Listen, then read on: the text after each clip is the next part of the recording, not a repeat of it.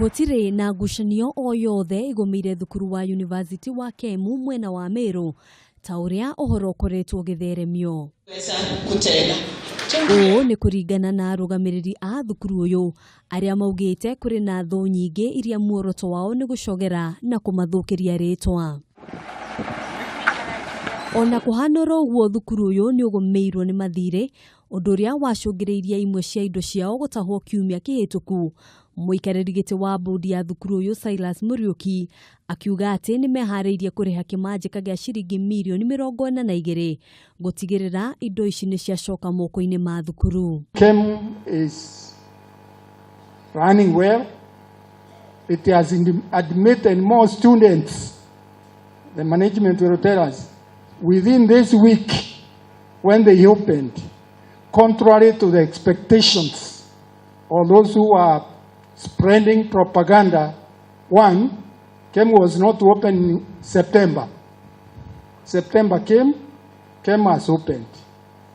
KEMU is being sold. We have not seen it being sold. Kuringana na Muriuki, mathiri maria magumbeire thukuru uyu macungiriirio ni arugamiriri ayo ana hau kabere. Some of the properties were bought at exaggerated prices, and you people were saying that is our property, but your money was sunk there. And some of these properties are not useful at all. They are not generating any income for KEMU. From July last year, we have not taken any loan, and we have managed to manage the university, paying everything, but we have not taken any loan or even an overdraft. We have not, which means that the problems can only reduce. Ihinda-inĩ riu uria wari hindi imwe muthikabu wa kanitha uyu Lawi Inyathio nioritie aria mari na mateta kugerera njira iria ciagiriire kuria ningi oritie arumiriri a kanitha uyu gutia muthikabu uria wamuritwo kurugamirira kanitha uyu kwa ihinda riri gukirikana kuri gikundi kirauga ati amurirwo mugaru na watho.